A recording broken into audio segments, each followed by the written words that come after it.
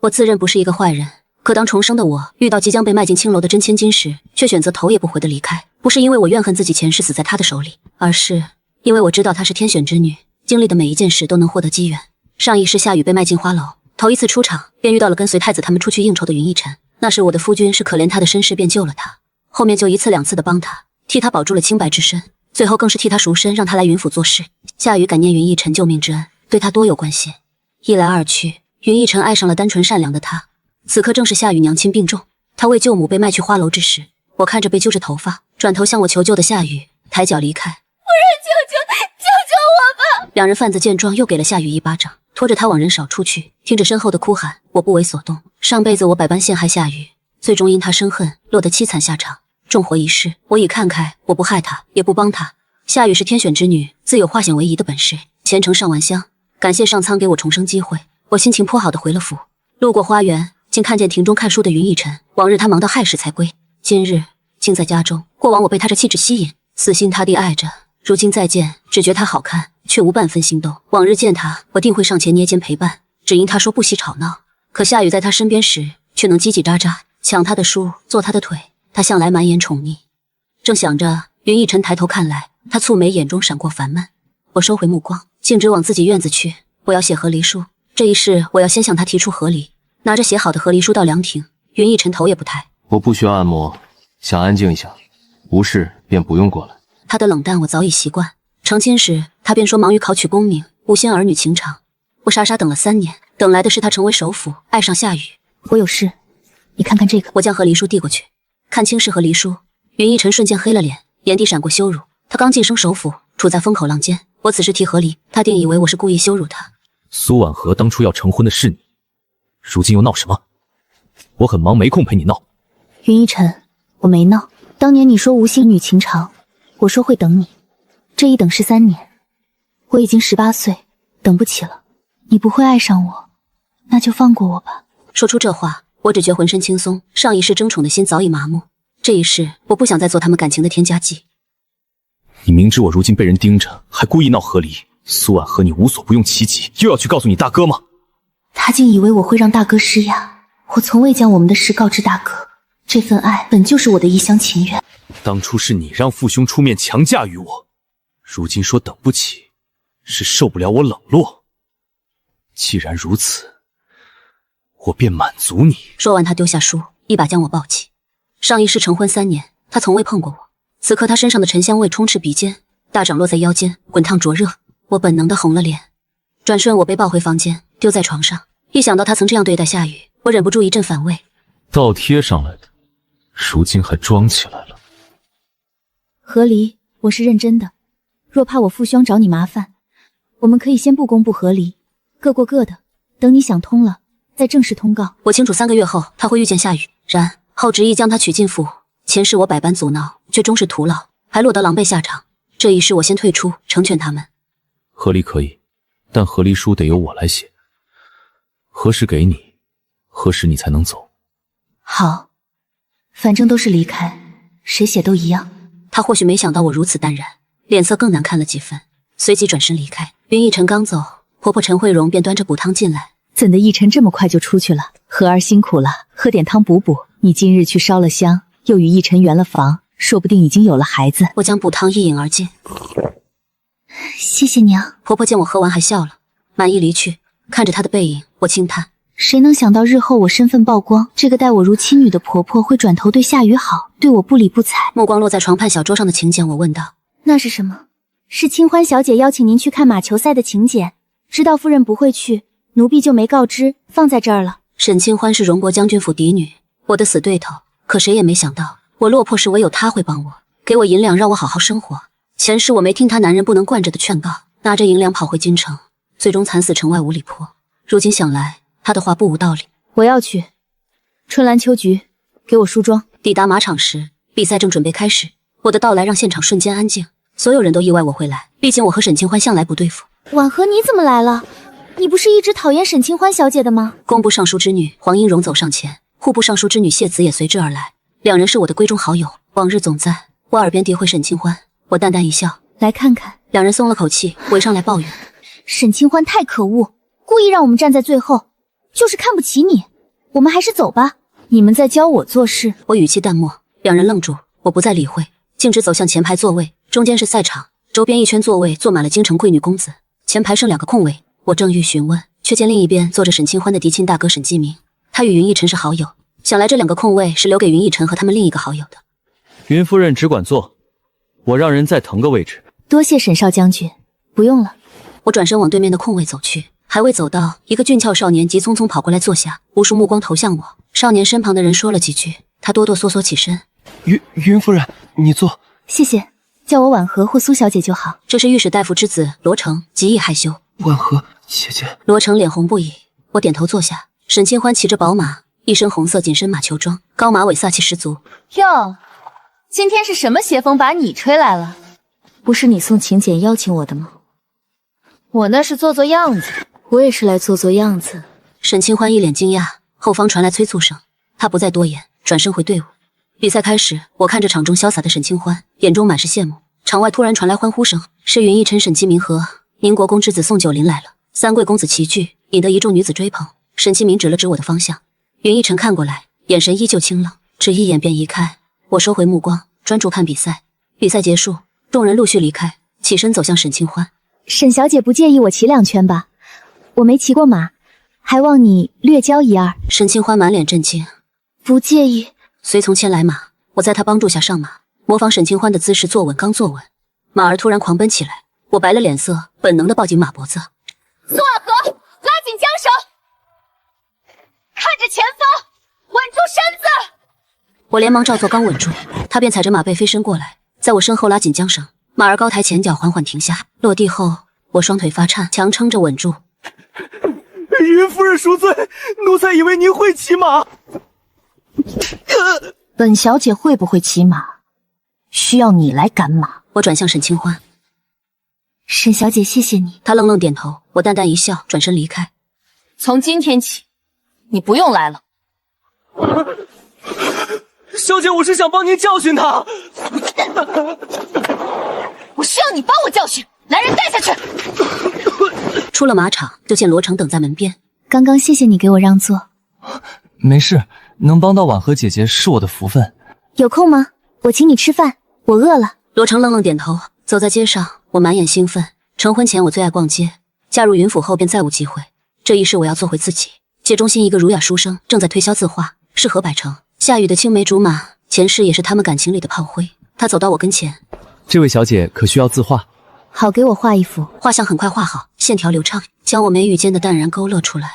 虽不及云逸尘给夏雨画的，我却很满意。他的字画全买了。何百成激动不已，连连道谢。罗成欲言又止，我并未在意。街边2楼窗户处，云逸尘淡淡看着这一幕。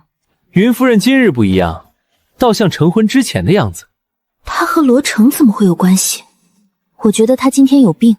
云逸尘眼底闪过冷光。从我逼婚起，我在他心中便是骄横野蛮的大小姐，他永远不会喜欢我。买完画，我带着罗成走进最大的酒楼云鹤楼。雅间门没关，我一眼看见云逸尘4人，他们也看向我。雅间只剩这1间了，2位若不喜欢，可去1楼大厅。就这间吧。径直走进去，顺手关上房门。他果然有病，放心吃，没事。我对紧张的罗成说。我倒了杯酒，一饮而尽。荣国公府的教养让我练就了些酒量。今日心情好，我忍不住多喝了几杯，脑袋有些晕，却仍保持理智。吃完出门，正好遇见云逸尘几人，他看了我一眼，语气冷淡：“一同回去吧。”好啊，谢谢夫君。他蹙眉径直下楼。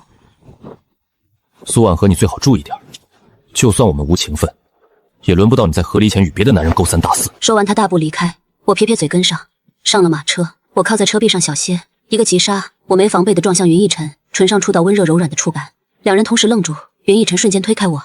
还以为你真要和离，原来是欲擒故纵。你现在给我和离书，我马上就走。我懒得解释，激将法。他脸色阴沉，不敢给就算了。马车到云府，我率先下车走进府中。回到院子，我打了个哈欠，倒头就睡。3年的疲惫让我很久没睡过好觉了。这一觉睡到第2天中午，被婆婆叫醒。和儿今日暂没去请安，可是不舒服。不舒服便没去。往日我每日都会陪婆婆去向云逸尘奶奶请安，今日却懒得应付。要不要找大夫瞧瞧？不用，睡一觉就好。我翻身背对着她。娘，我再睡会儿。婆婆退出去，到了亭子，正撞见脸色不好的云老太。婉和呢？和儿说身子不舒服，想再睡会儿。点心我来做吧。黄老太和张老太对视一笑，云老太以为他们在嘲笑自己，怒声道：“去给我叫起来！”我到花园时，云老太仍沉着脸。婉和，给你黄奶奶、张奶奶做点点心吧。府里有点心师，我出银子请他们来，不是让他们享福的。我让他们把点心端上来，无事我便回去了。说完转身离开。晚上吃饭时，云老太开始告状。云逸晨神色淡淡：“府中有点心师，他不愿做就算了。曲夫人就是来伺候人的，这点小事儿都不做，以后还不得骑到我们头上？如今逸晨是内阁大臣，要什么样的姑娘没有？”我放下碗筷擦了擦嘴。你们要讨论给夫君纳妾，我吃完了，你们商量吧。喜欢什么样的直接娶，我都同意。说完转身离开。我刚回院子，云逸晨就跟了进来。奶奶心脏不好，你想我来就直说，别气她。我不想见你，她心脏不好与我无关，不做点心就是气她。府里的人不是来伺候人的，以后我不会再伺候任何人。觉得我不好就和离，你重新找个伺候你奶奶的。放心，和离书我会汇给你的。随时给我，随时走。我对着他的背影喊道。云逸晨脸色更沉，如今不是和离的时机，等他站稳脚跟，自然会让我走。夜半，云逸晨处理完事务，揉了揉胀痛的额头，胃部传来熟悉的疼痛感，胃病犯了。往日亥时过后，管家都会送来粥膳，今日却迟迟未到。管家，大人平日里的粥是夫人每晚亲自煮的，今日她没送过来。云逸晨微愣，才想起这粥是我嫁入府后才有的。夫人不让我告诉您的，是她怕您知道了不吃。分清楚你是谁的人，下去。回到清院，他刚躺下就察觉香薰不对。往日的安神香都是我调好送来的，今日没有，香别用了端出去。第二天一早，我心情极好的准备出府，刚到门口就看见下朝回来的云逸晨，他脸色苍白，眼神疲惫，神色萎靡，而我因睡得好，眉眼清透，与他形成鲜明对比。我挑了挑眉，他习惯了我的安神香，突然没了自然睡不好。看到他难受，我心情更好了。云逸晨看见我沉下脸，侧身走进府中，街上我又遇见了何百成，他仍在卖字画。小姐还要字画吗？你若想赚钱，去翰林院找博士苏婉锦，就说是我举荐的，让他给你安排差事。帮他是可怜他前世的凄惨。说完，我走进最大的裁缝店，往日为迎合云逸晨，我的衣裙都是白色，如今只想做回自己，穿回鲜艳亮眼的款式。云夫人，今日金秀娘送来了一套衣裙，您看看。金秀娘是京城顶尖裁缝，她的衣裙千金难求，拿出来看看。黄英荣和谢子走了进来，脸上带着讨好。婉和真的是你？昨日才见过。我没理会他们，看向老板娘手中的衣裙，那是一套青绿色束腰长裙，浅绿色薄纱袖子，设计大胆别致。这件我看上了，送到将军府，银子差一点，到府上去拿。婉和她太欺负人了。我冷眼看向两人，他们瞬间赠声。我拿起沈清欢的银票，放进他怀里。你若喜欢我送你，上辈子的恩情，今日还清。沈清欢瞪大眼睛打量着我，随后摇头。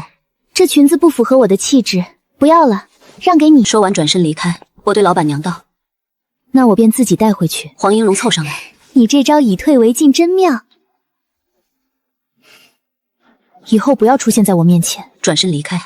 这样的闺蜜我不需要。刚出裁缝店就遇见了罗成。婉和姐姐好巧。我瞥见不远处的云逸晨几人，露出甜笑。罗成好巧，一起逛街吧。我盼着他生气，甩给我休书。不妥吧？云大人那里，我和他没感情了，准备和离，不用担心。罗成眼中闪过金光，我的手突然被抓住，大力拖拽着离开。云兄莫冲动。云逸晨，你有病吧？放开！挣扎着他甩开我的手，我差点摔倒。苏婉和你的礼义廉耻呢？和离书我会给你，但不是现在。和离前你最好安分点儿。否则如何？给不了和离书，就各玩各的，你别管我。荒谬！我不喜欢你，还要守着你才荒谬。我转身离开。之后我买了很多非白色的衣裙，回到府中便将往日的白色衣裙都丢到院子里吩咐烧了。大火燃起，将白色衣裙化为灰烬，也烧尽了我对云逸晨的最后一点念想。我又将他的画像和相思信丢进火里，身后突然传来巨响，院门被踹开。谁允许你烧我的画像？我画的想烧就烧。大白天烧，成何体统？逸晨是担心你，烧东西该让下人拿到外面烧。我们还以为着火了。这些是垃圾，回头我让人备些有用的送给难民。我看向云逸晨，又瞥了眼一旁穿着白色襦裙、脸色苍白的柳如烟。柳如烟是云逸晨的表妹，体弱多病，前世总在我面前装可怜，引得云逸晨对我不满。我曾因记恨他，多次阻止大夫给他看病，最终导致他错过最佳治疗时间离世。云逸晨也因此对我更冷。见过表嫂。柳如烟脸色更白了。我点头，这一世他不犯我，我不犯他。明知今日父亲和表妹回来，你闹这一出是想做什么？我没理会他，继续看着大火。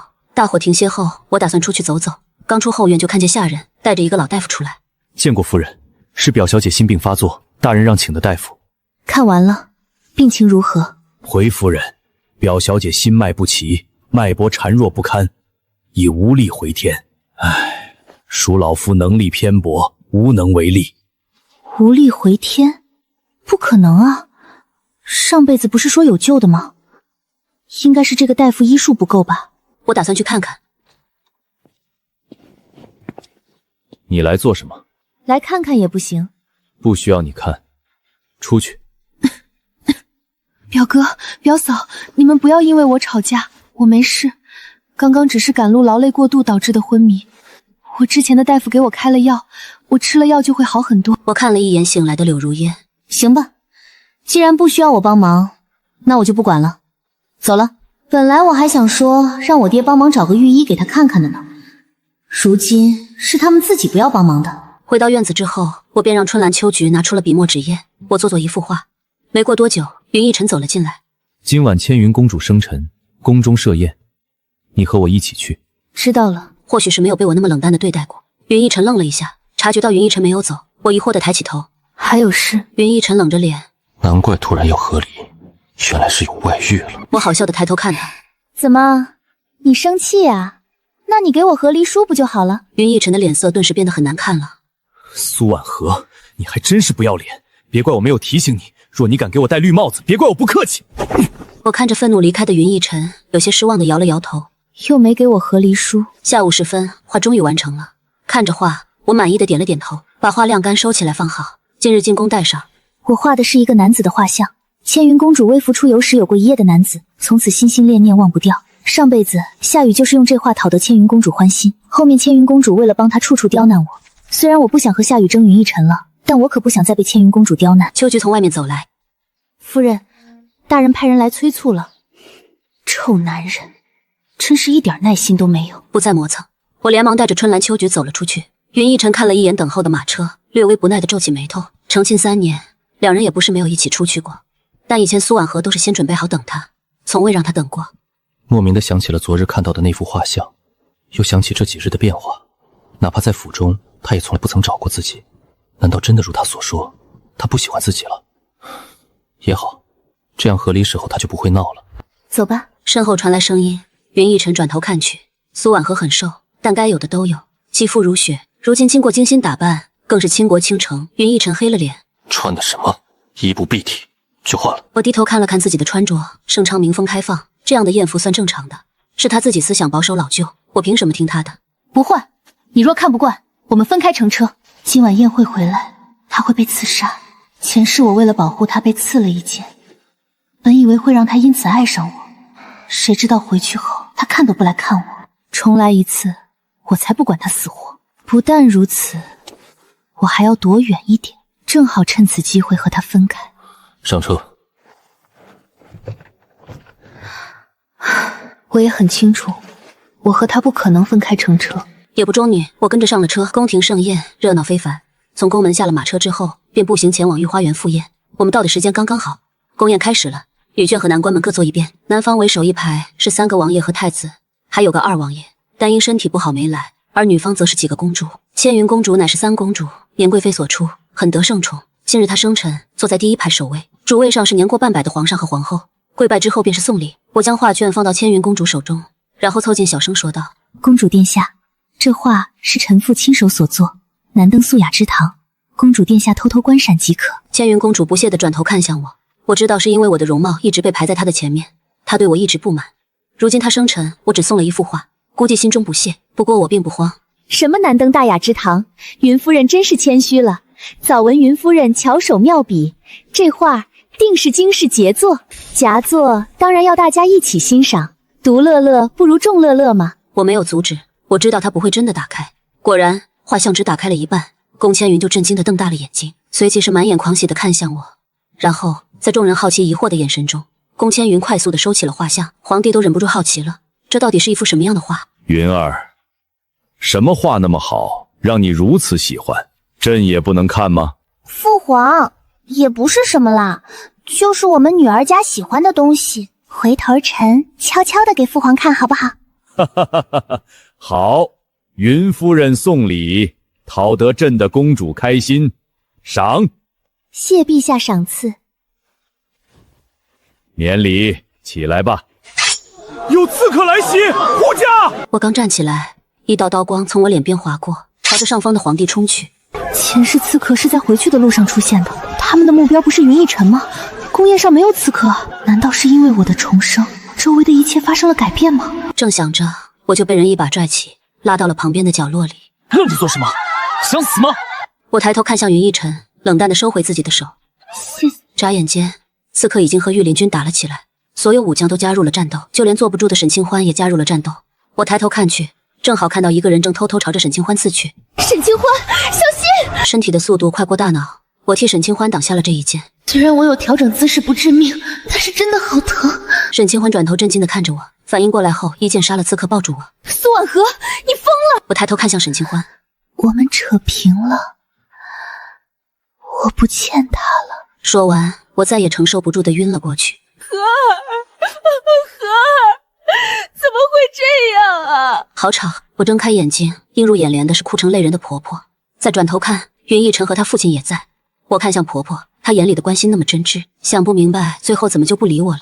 娘，别哭了，我没事。听她这话，云逸尘没来由的生了气。没事，这次是运气好，自己都护不了，还想着救别人，愚蠢。听她这话，我顿感委屈。为什么我不在乎云逸尘了，还要被刺这一剑啊？不过替沈清欢挡，我不后悔。见她委屈的样子，云逸尘心头一紧。好了，和儿现在还伤着，要静养，你就不要说她了。和儿好好休息，娘去给你煮点粥。好。婆婆离开，房间里顿时只剩我和云逸尘。我很疼，没心思应付她，索性闭上眼睛养神。亥时时分，我爹荣国公爷以及我娘国公夫人匆匆赶来。娘的宝贝女儿，你怎么那么傻呀？那刀剑无眼，你就那么冲过去，要是有什么好歹，你让娘亲可怎么活？看着抓着我手哭得稀里哗啦的娘亲，我心底沉闷。哪怕是重来一世，我也不想失去他们。可我终究不是她的亲生女儿啊。娘，我没事，不要担心，我有注意躲开致命位置的。有注意也不行，以后不许再这么傻了。你知道爹和娘多担心吗？我爹严肃着脸，眼中却满是心疼。我开心地笑了。好，听爹爹的，以后女儿绝不会再那么傻了。我爹神情一软，这才像话。还疼不疼？我摇了摇头。有爹爹和娘亲在，不疼了。还嘴贫呢？本来就是嘛。云逸尘看着苏婉和脸上真实而带着撒娇的笑容。成亲3年，他还是第一次见到我，比之平时看起来顺眼多了。确定我没事后，我爹和我娘便离开了。房间里瞬间又恢复了安静。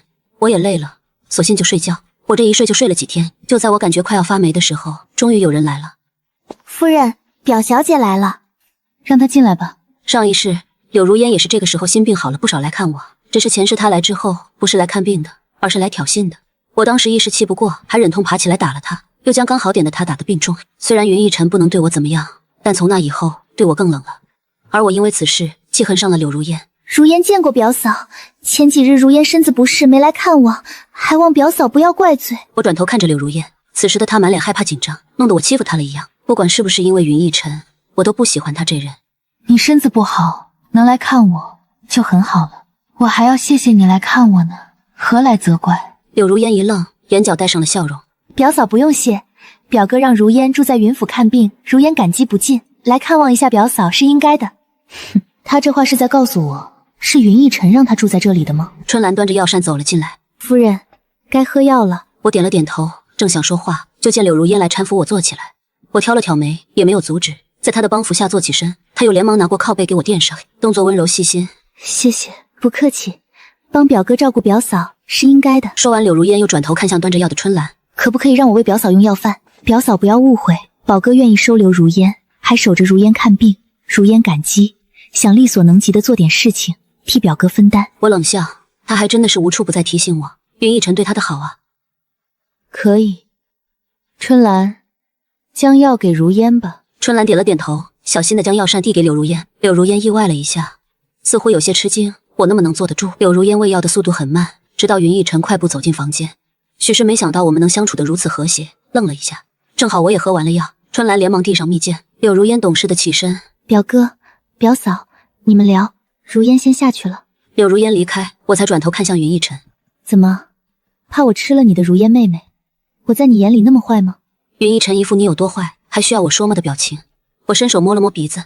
好吧，以前的事情就不说了，以后他就会知道了。你们能好好相处，我很开心。身子感觉如何了？用的药都是宫廷好药，我感觉好多了，明日应该就能下床行走了。无事便好，我还有事，便先走了。看着他离开的背影，我撇了撇嘴。要不是关心他表妹，他可能都不会来吧。也还好，现在我不会为此伤心了。夫人，清欢小姐来看您了，还带了很多礼品来。我转头便看到了一身红衣走来的沈清欢，同为对敌多年，互相诋毁对方的话说了很多。如今好好坐在一起，竟尴尬的不知道该怎么交流了。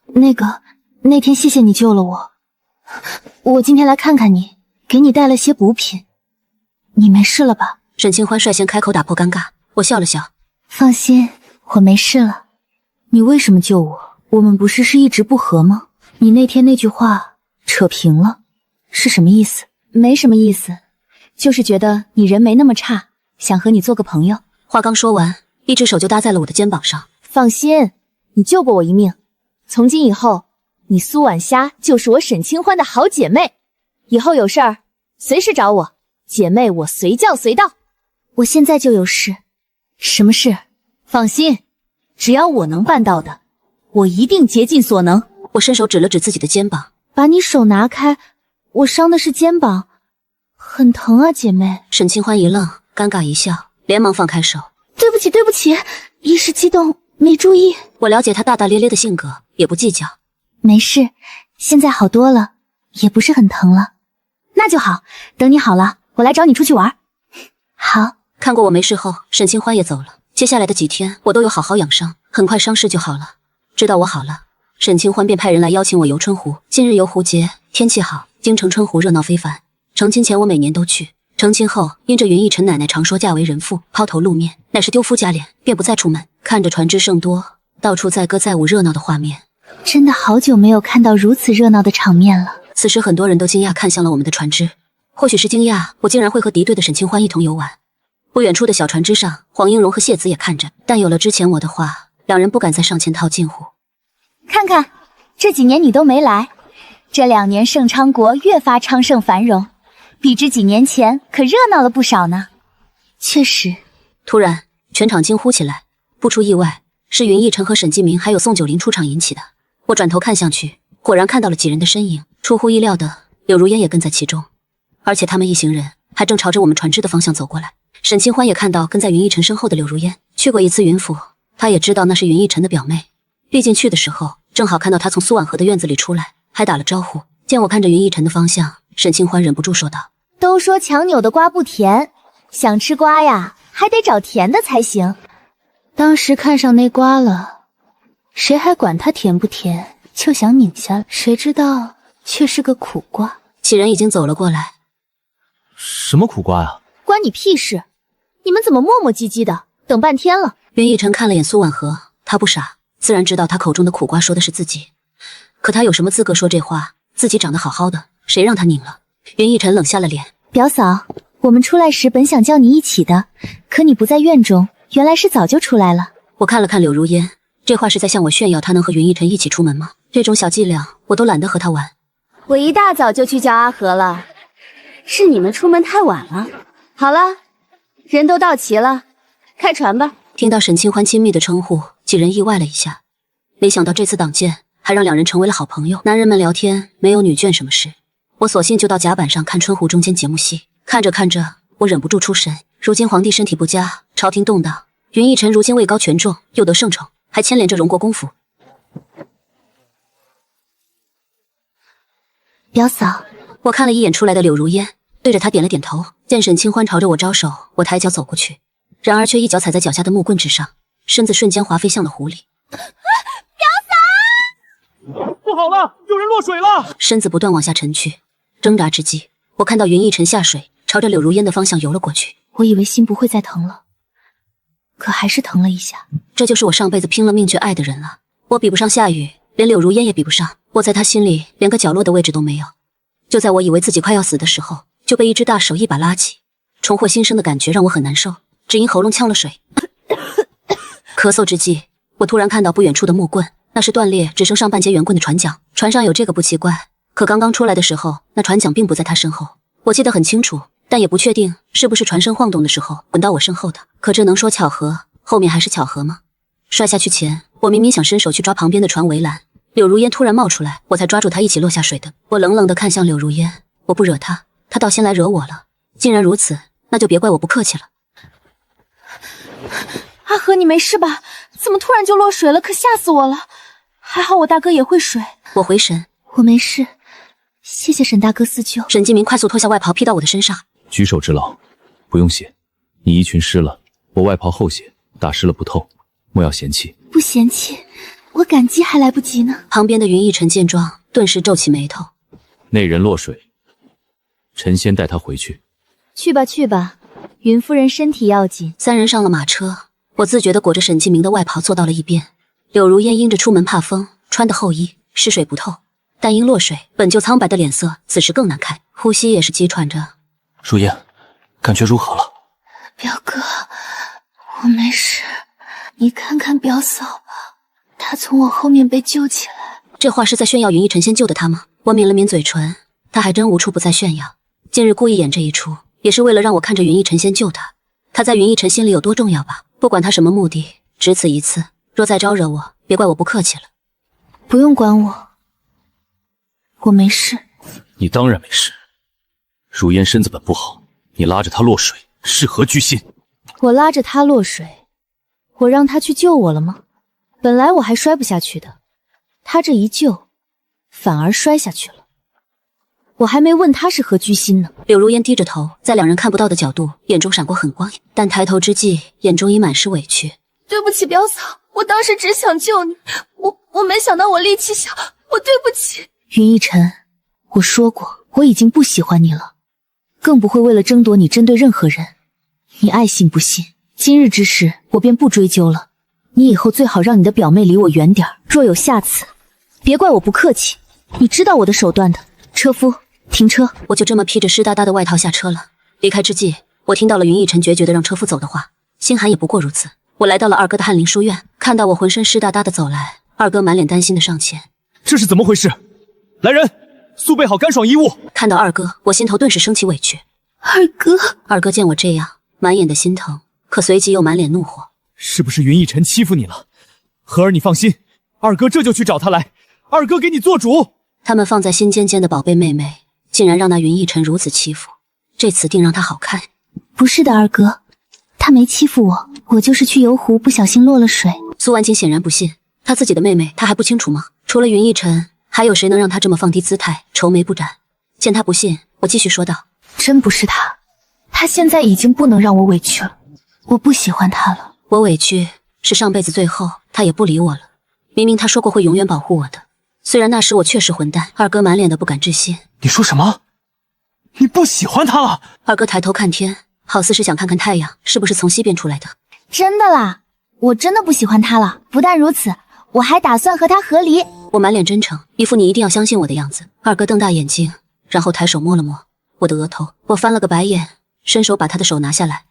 我很清醒，我喜欢了他3年，都没能让他喜欢上我，所以我不喜欢他了。我看开了。看开了好，看开了好。我就说那云逸尘不是好人，配不上我们的宝贝和儿。和儿不用担心，就是和离了，哪怕是二婚，二哥和大哥还有爹和娘都能给和儿重新找个好人家的，以后没人敢欺负你。二哥，虽然我是二婚，但是和儿还是清白之身呢，不愁找好人家。说完，我掀起衣袖，露出手腕内侧的手工纱。然而二哥在看到我的手工纱之后，瞬间变了脸，脸色也沉了下来。我正想安慰他，随从走了进来。大人，衣裙准备好了。二哥深吸了一口气，伸手摸了摸我湿哒哒的头发。荷儿，二哥一会儿要出去办点事，你换好衣裙先回去。好，那二哥你忙，我一会儿就回去了。看着他离开，苏婉景这才控制不住的握紧了拳头。成亲3年，手工纱还在，足以看出这3年他们全家的宝贝受了多少委屈。他云逸晨真是好样的。苏婉景离开后，便去找了云逸晨。刚一见面，一个拳头就呼了上去。云逸晨反应过来，抬手就要还回去，却被苏婉景一把抓住衣领。成亲3年，荷儿的手工纱还在。云逸晨，你当你自己是个什么东西？竟敢让我妹妹受委屈！竟敢让我妹妹受委屈！要不是荷儿喜欢你，平民出身的你配得上她吗？今日这一拳，算是警告，以后你若再敢让她受委屈，我亲手定杀了你！说完，苏婉景愤怒地推开云逸晨，转身离开。他怕自己再不走，会忍不住将他打残。云逸晨握紧拳头，眼中满是风暴。若不是现在不是时候，他定当场要了苏婉景的命。我回到云府的时候，云逸晨并不在，我也无所谓，直接回了我的院子，穿着湿衣裳走了很久。现在我感觉脑袋沉沉的，只想睡觉。沉睡间，我只感觉身上一沉，刚睁开眼睛，就看到疯狂啃咬上来的云逸晨，鼻尖充斥着浓浓的酒味。他喝酒了，我用力推开他。云逸晨疯了，他死死地掐住我的下颚。看到他的动作，我怕了，但同时也生气了一股怒火。他凭什么这么对我？我没有思索，一个巴掌扇了上去。啪！清脆的声音响起，我用的力道很大，他的脸都被打红了，我的手也打麻了。云逸晨也愣住了，但只一瞬间，他就反应了过来，眼神好似要吃了我。他握起了拳头，我本能的伸手捂住脸。然而头旁边传来了声音，他一拳打在了我的头旁边，随即是身上一轻，他起身离开了。第二天中午，我正在看书，春兰走了进来。夫人，表小姐来了。我从书案上抬起头，让她进来吧。我话刚说完，柳如烟便走了进来。表嫂，我抬头看着柳如烟，不得不说，她把自己的情绪藏得很好。不管是上辈子还是这辈子，她在我和云逸晨之间的2副面孔，从来没被发现过。如果不是重生回来，我都可能不知道，今天她来找我，是因为我不再理她，让她感觉自己在云逸晨那里没有存在感。应该是的，毕竟上辈子我每次欺负她，云逸晨都会来帮她的忙，后面更是多有照顾。但这辈子我不找他试，云逸晨也很少去看他了。表嫂，我冷笑，只是看了一下他做什么我欺负了他的表情。柳如烟，你装的不累吗？柳如烟的表情有一瞬间的僵硬，但很快他就恢复了往常。如烟不明白表嫂的意思，船上故意设计落湖，是在想我炫耀云逸晨先救的你吧？你喜欢云逸晨，你去追他就是，我不参与你们，甚至我还可以帮你去追他。但是你最好不要想着利用我，明白吗？听完我说的话，柳如烟的脸色白了不少，可很快她就满脸的委屈。表嫂，你错怪我了，表哥游向我也不是我要求的呀。柳如烟握紧手，低垂着的眼里闪过阴狠。如果不是你强迫表哥娶你，表哥就是我的夫君，等着吧，表哥迟早都会是我的。表嫂，你不要误会，我只当表哥是自己的哥哥。停，喜不喜欢他是你的事情，我不想管，但我给你的警告就是别惹我。好了，没事就出去吧，以后也不要来烦我，去烦你表哥吧。柳如烟低垂着头，我看不到她眼里的情绪，也不想看，直接招手让春兰秋去送她出去。柳如烟离开后，我也没心思看书了，直接起身去翰林书院。云夫人，你来了。我转头看向朝我走来何百成，他脸上带着笑容，手中抱着一堆书籍，看来他知道了我的身份。最近如何？很好，翰林书院一直都是我想来的地方，多谢云夫人的举荐，才能让我来到这里，我很感谢。我明白他是因为身份的原因无法进翰林书院。我笑了笑，过得好就行，我有事要去找二哥，回头聊。找苏府是吗？我正好要去他那儿，云夫人介意一起吗？不介意。我二哥是书院里的老师，目前职位是副士，又是太傅的得意学生，在学院里属于副院长级别的存在。我们到的时候，二哥正在看学子们考试的文章，见我来，满脸开心。荷儿怎么来了？说话间，苏婉锦对着何百成摆手，示意他将书籍放下后离开。何百成离开二哥，随口说道：荷儿，你举荐的这个人不错，饱读诗书，好好培养，前途无量。看来二哥对何百成挺满意，那就好。说完，我低下头，满脸的委屈。我二哥见我这样，顿时皱起眉头。怎么了？是不是他云逸晨晨又欺负你了？我含着泪点了点头，在抬头看二哥的时候，眼泪哗啦啦流了出来。二哥，云逸晨他昨晚回来就对我动手，我就是故意将事情闹大的，最好是直接搞死云逸晨更好。什么？他竟然敢对你动手！好你个云逸尘，给你一拳头还不长记性是吧？真是给你脸了，竟然敢欺负我妹妹！荷儿放心，二哥不会放过她的。你先回去，等二哥处理完手上的事就来。所以云逸尘还被打了，难怪昨晚那么大的怒火。出了书院后，我抬头看天，和离的时候，他们的宠爱应该都不在我的身上了吧？那时我会自己一个人离开吗？想想还挺惨的。夫人，这外袍已经晾干了，可要让人给沈少将军送去。我看向春兰手里折叠整齐的外袍。不用，我给他送去吧。沈继明救了我，还是要当面感谢一下比较妥。中午时分，我来到了荣国将军府。让我意外的是，云逸尘也在。原来他下朝没回家，是来了沈继明这里。沈清欢开心地朝我招手：“阿和，你来啦，快过来坐。”我抬脚走过去，将沈继明的衣袍递给他。沈少将军，你的衣袍我已让人清洗干净，那日多谢你的相救，带了点薄礼，还望不要嫌弃。沈继明看了一眼旁边的云逸尘，伸手接过衣袍。云夫人客气了，举手之劳不足挂齿。那日没沈少将军，说不定我现在就不能站在这里了，当然要感谢的。听到这话，旁边的云逸尘脸色变了一下。沈继明还想说什么，就被沈清欢开口打断。好了，大哥，你就不要客气了，阿和礼物都带来了，就收了吧。走了，阿和，我们到那边去玩，让他们几个男人聊。我点了点头，随着沈清欢离开。接下来沈清欢带我参观了他的房间和舞场，看完后我有些无语。你喜欢的东西都是这些刀剑吗？不是。正当我觉得也不可能的时候，他拿出了一根白色的鞭子。除了那些刀剑，我还喜欢舞鞭子。这根鞭子叫龙纹鞭，可以说是鞭中之王。那日游湖太子赠予我的。太子此人，你不要和他走太近。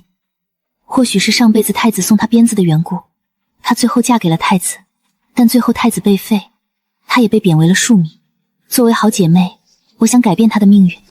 放心，要不是太喜欢这根鞭子，我也不会收他的礼物的。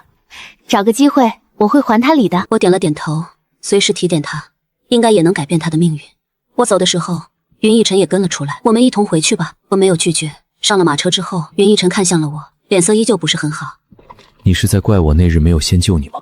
没有，先救谁是你的自由。云逸尘一副你果然怪我的表情，我有些无语。表妹有病，我先救她理所当然。我知道他有病，我理解。可能没想到我会那么平淡，他一时也不知道该说什么了。你理解就好。我没再说话，马车很快就到了云府。我率先下车走了进去，看着苏婉和无视自己的背影，云逸尘微微皱了皱眉。我刚回到院子，就看到了等待在院子里的千云公主。我连忙行礼。见过公主殿下。快快起来，我本来想隔天就来找你的，谁知晚上父皇看了画像之后把我禁足了。今日好不容易找到机会逃出来，马上就来你这里了。婉和，你可是认识那日你赠予我的画像中的公子？婉和，你知道他在什么地方吗？臣妇并不认识他。听到我的话，千云公主满脸的不相信，甚至眼中带上了怒火。苏婉和，你是打算欺瞒本公主吗？不认识，你又如何得知他长什么样子？是不是你私心的想要将他藏起来？你若真敢，你信不信本公主杀了你？我无语。虽然这画中公子长得是不错，但是比起云逸尘还差了点儿。自从看了云逸尘之后，我的眼光被养刁了不少。至少目前为止，我没遇到比他俊美的男人，更别说美到让我想藏起来的人了。千云公主别急，我确实不认识这位公子，但我知道他在哪里。公主可去花街转转，那公子拿着您的画像在那儿寻你。你还去花街逛了？你是不是点他牌子了？京城花街并不全是男子玩耍的地方，也有女子玩耍的地方。但我没想到的是，千云公主心心念念的公子，竟然会是那种男人。没有，我只看到你的画像。放心，我没和他发生什么。不信你看，我手工诗都还在呢。看到我的手工纱，千云公主不敢置信地瞪大眼睛。你嫁于云逸尘有3年了吧？手工诗还在，云逸尘不行。我突然有了坏想法，我没有解释，而是满脸愁容。哎，没有多余的话，但千云公主却是瞬间明白，然后满脸同情地看着我。唉，没想到云大人天人之姿，高挑俊朗，却是个……还好当初我没有向父皇请旨嫁给他。这话说的，原来当初他也看上了云逸尘，可能当时比我慢了一步吧。好了，我先走了，有空再聊。我点了点头，转头打算送他离开。然而当看到站在院子门口黑沉着脸的云逸尘时，愣住了。云大人，本公主先走了。那个，其实你可以找御医看看的，这不是什么丢脸的事情。见云公主离开了，云逸尘阴沉的眼眸看向了我，说人坏话被抓包。我有点心虚的摸了摸鼻子。你什么时候来的？云逸尘死盯着我。你觉得呢？我觉得他都听到了，正想着，云逸尘突然靠近。要不要我现在告诉你我行不行？他靠得很近，我能清晰的看到他白皙的皮肤，甚至是毛孔都很难看到。不得不说，我挺羡慕他的皮肤的。不对，我在想什么？我快速伸手推开他后退。不用，我不想知道。也不知道是不是被我拒绝，让他觉得没面子，他脸色顿时难看了不少。你也不配知道。说完，云逸尘转身离开了，我松了一口气。看来下次说他坏话要注意一下周围了。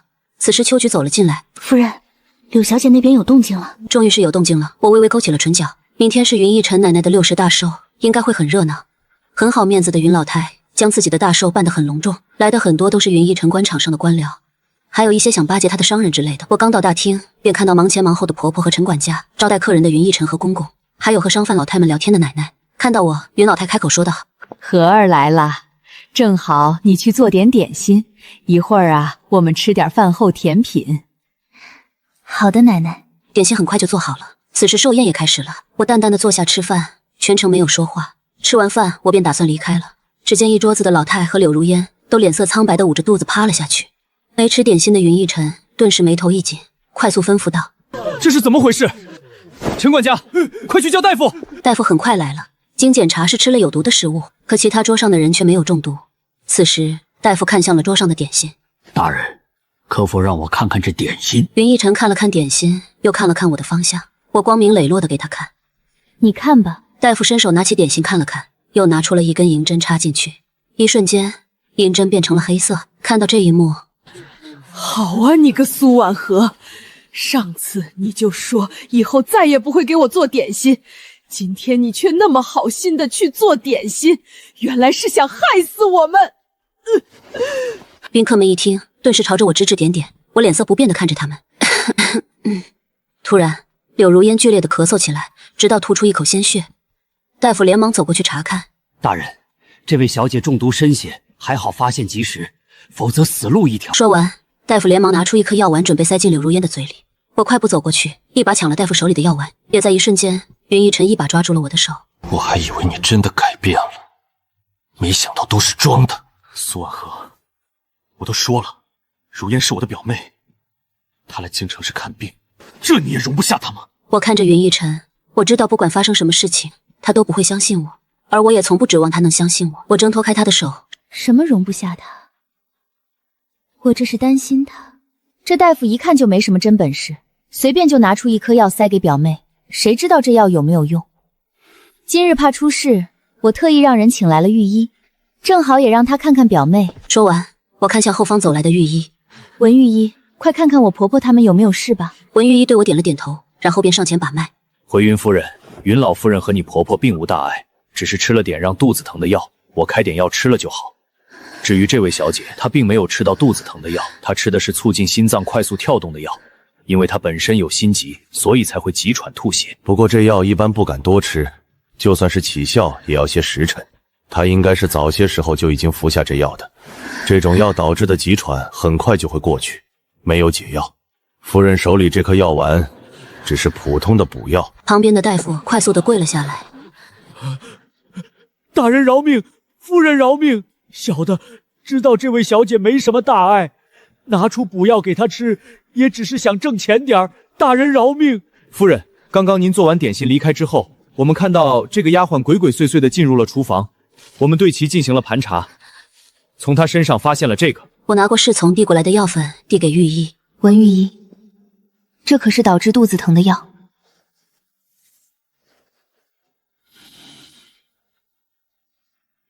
正是。云逸尘，听到了吗？柳如烟的药是他早上就吃下的，下次说话前先动动脑子。就他，要长相没长相，要身份没身份，要文采没文采的人，还不配让我出手对付他，知道吗？因为我没给他面子，云逸尘的脸色变得很难看。再看柳如烟，脸色也是一阵惨白和屈辱。此时婆婆抬起头，看到丫鬟之后，满脸的惊讶。小翠，怎么是你？我平时对你那么好，你竟然……我看着柳如烟，见她看着小翠使了一个眼色，小翠便快速的挣脱开侍从的束缚。对，都是我下的药，我一早上就开始准备了。我只不过是向你借点钱救治家母，那点钱对于你来说根本就不算什么，可你都不愿意借给我。有钱了不起啊！我真该放点毒药，将你们所有人送走。我就是恨你们这些有钱人。反正现在都发现了，来呀，杀了我！真的不是我不帮你，我清楚，是因为婆婆的身上没有钱。目前云府钱财是奶奶在管，她从没给过我婆婆一分钱。至于我有钱，是因为她管不到我。我的嫁妆都是自己放着的。别假惺惺的了，现在也被你们抓住了，要杀要剐随便吧。听到这话，众人也都开始议论纷纷起来。想不到堂堂首府的娘竟然那么抠。可不是嘛，那丫鬟是借钱救母，又不是不还钱，这点钱都不借，也难怪那丫鬟会报复了。可不是嘛。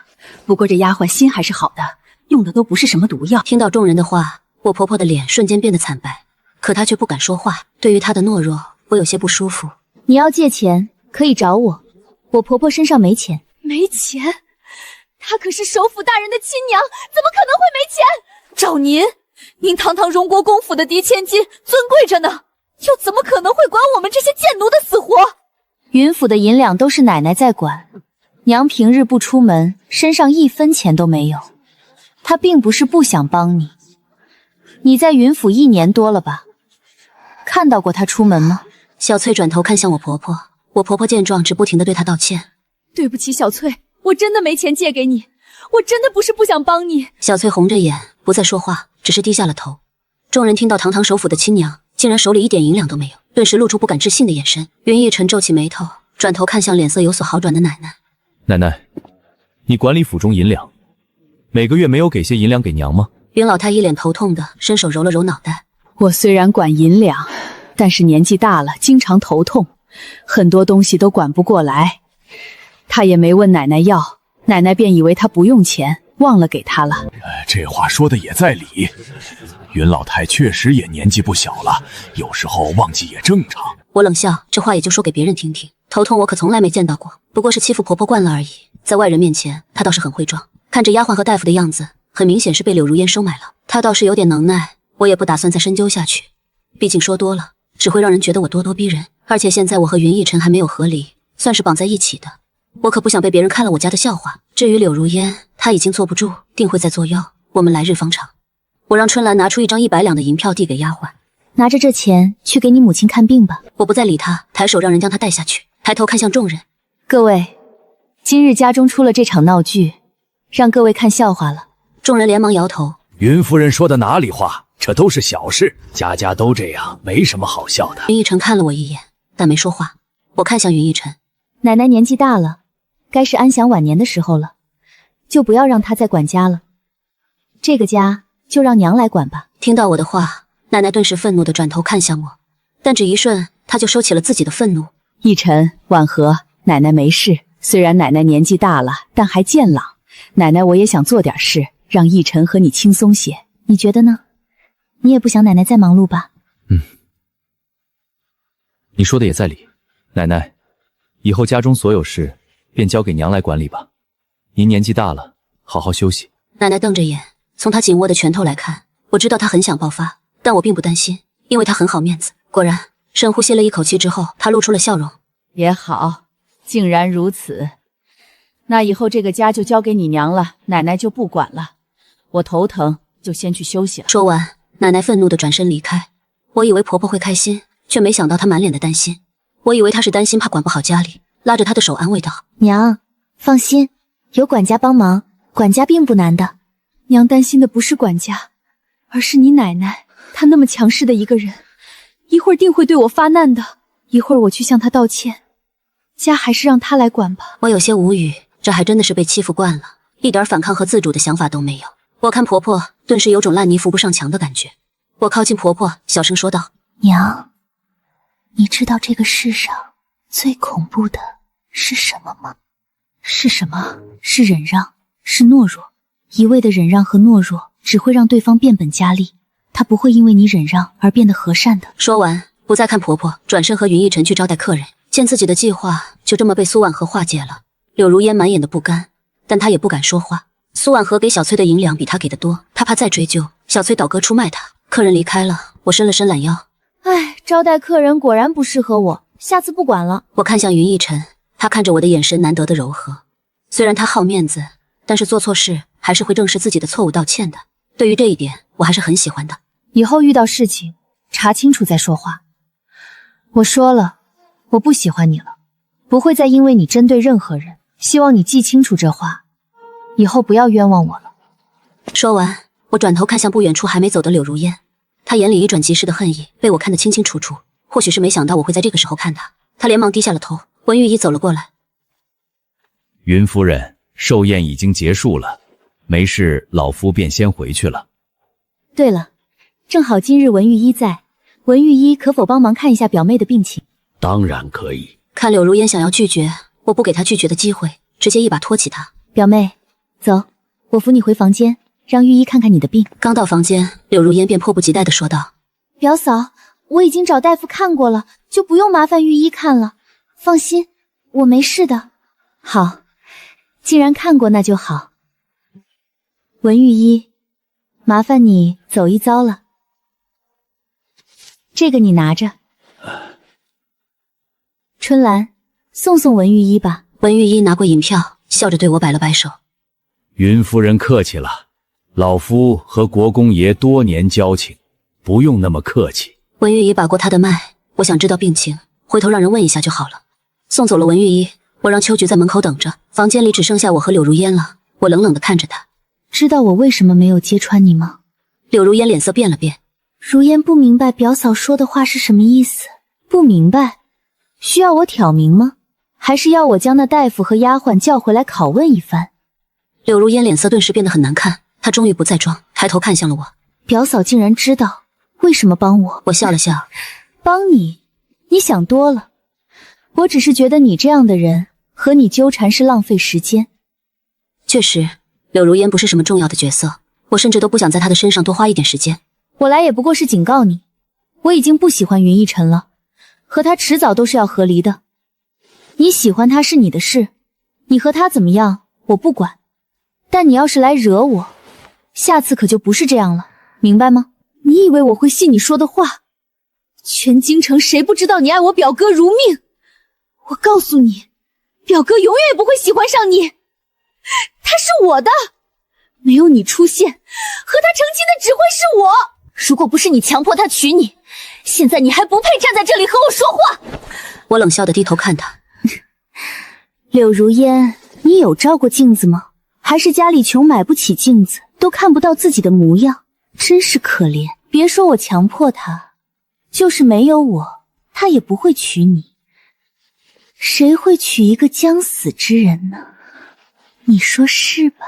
柳如烟震惊地看向我，似乎没想到我那么快就知道了他的身体情况。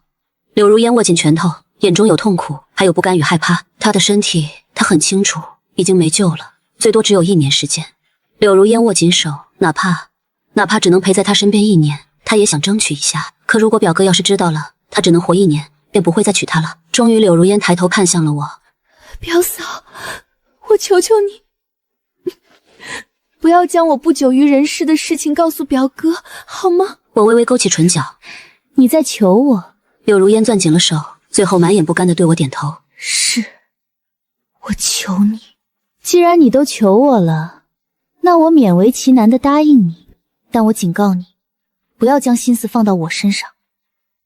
说完，我转身离开。对于我来说，柳如烟和云逸尘怎么样，我不管，只要不惹我。我皱眉看着大厅的方向，正好一个花瓶摔出来，看来是云逸尘的奶奶开始闹了。我抬脚走进大厅，只见婆婆低着头跪在正中央，额头上还流着血，脚边遍布花瓶茶杯的碎片，而我公公则是在旁边帮云逸尘奶奶顺着气，丝毫不管受伤的婆婆。难怪偶尔能看到婆婆身上有伤，只是之前只一心想着纠缠云逸尘，没有细问过，原来伤是奶奶打的。这也是我第一次看到婆婆被打。看到我来，奶奶停下了摔东西的动作，有点尴尬地看着我。婉和怎么来了？对着老太婆，我很不喜欢，我没理她，伸手将婆婆扶起来。我不来。奶奶是不是想将娘打死？说到这儿，奶奶顿时冷哼一声，看向婆婆的眼神也满是狠厉。打死也是她活该，本分做自己的事情就好了，也不看看自己什么东西，竟然敢想着占我云家的家产。我有些想笑，虽然云逸尘是首府，但他不贪污受贿，只有每年的俸禄，虽然也不少，但除去家里的开销，也没剩多少了。整个云府的银两估计还没有我嫁妆的1/4。最主要的是，他防的竟然是云逸尘的亲生母亲，真是太可笑了。云家的家产，奶奶似乎不姓云吧？听到我的话，老太婆顿时脸色难看地看向了我。我是不姓云，但我儿子姓云。奶奶，你是不是忘了，娘的儿子也姓云，而且这家产还是他儿子挣来的。说起来，奶奶你还应该对娘客气一点，小心娘什么时候让他儿子将你赶出去。混账！你说的什么话？娘，来人呐！娘晕倒了！奶奶晕倒，大厅瞬间乱作一团。我不理会，直接扶着婆婆回了我的院子。我扶着她坐下，并让春兰拿来药，帮她将脸上的血擦拭干净，再上好药。全程我婆婆都低着头没有说话，直到我喊了一声娘之后，她才抬头看我，泪水犹如决堤的洪水，瞬间流了下来。她紧咬着唇，任由泪水流。我知道这些年她受了太多委屈，在这一瞬间绷不住了。我伸手帮她擦拭眼泪，想哭就哭吧。婆婆紧紧抱住我，将脸靠在我的腹部，大声地哭了起来。恩沉的哭声让我觉得我们的命运何其相似，唯一不同的是，她为这个家付出了所有，而我上辈子为云逸尘付出了所有。我也明白为什么我身份曝光后，她不理我了。她是不敢，在这个家，她没有发言权。大人，门口传来声音，我转头看去，云逸尘走了进来，看到抱着我哭的婆婆后，愣了一下，随即走过来，一把捏住我放在婆婆肩膀上的手。苏婉和，你倒是真敢，不但气晕了奶奶，如今还弄哭了娘，当真以为我不敢对你怎么样吗？我告诉你，如果奶奶有事，我会让你付出代价。我不敢置信地瞪大眼睛，我是真没想到她会说出这话，不过也不奇怪，应该她奶奶醒来了，然后将所有的锅都推到了我的身上。她的力气很大，我的手腕被她捏得很疼，我忍着疼痛看向云逸尘。云逸尘，我现在才发现，你完全没脑子，我真怀疑你如今的官位是怎么混上去的。听到我的话，云逸尘顿时阴沉下了脸。你说什么？手中力道也不断加大，疼痛让我红了眼，我忍住因为疼痛要流出来的泪水。放开！正好此时婆婆从我怀里抬起了头，我直接毫不客气的一脚朝着云逸尘下面踹去。没有防备，云逸尘直接被我踹得后退，疼得腰都直不起来。苏婉和，我看着他咬牙切齿想要杀了我的模样，有点怕怕的后退，好像力气大了点，不会把他踢废了吧。此时婆婆也擦干眼泪，见此情形连忙过去搀扶。逸尘，没事吧？云逸尘深吸了一口气，然后慢慢直起身。我没事，但他有事。说完，云逸尘就要朝着我走来，我见状连忙站到婆婆身后。娘，我也不是故意踢他的，是他捏疼我了，我才动脚的。这事不怪和儿，他没错，是我的错。这时云逸尘也看到了婆婆额头上的伤，顿时愣住，她抬头看了一眼我。娘，这是怎么回事？婆婆摇了摇头，现在没事了，你奶奶她没事了吧？我有些无语，她这是打算不告诉云逸尘了？或许是因为她是这个家唯一对我好的人，我看不惯她那么被欺负。什么没事了？今天你说让娘当家，结果你奶奶就说是娘想要独占你云家的家产，将娘打了。云逸尘，娘这些年不是一次被打了。和儿，好了，不说了，妈没事，你们忙自己的就好了。我看着懦弱的婆婆，心底没来由的起了一股气，而且这股气还没地方发，憋得我难受。正好看到了听到我话愣住的云逸尘，我冷声说道：连自己娘一直被欺负打那都不知道，真是没用，枉费娘一直对你那么好了。其实我知道她平时官场忙，看书忙，平时在家的时间都很少，她奶奶打骂婆婆都是趁她不在的时候，她不知道也很正常的，但我就是想拿她撒撒气。云逸尘微微蹙眉，没有说话，只是伸手扶住婆婆。娘，走吧，我扶您过去看看奶奶。我没有阻止，毕竟是她的家事，我一个要走的人才懒得管。不过看着她走路都走不顺，我心情顿时好了。从那天后，云府便是婆婆来当家了。虽然奶奶偶尔有作妖，但也不敢太过分了。柳如烟也不敢再来我面前作妖。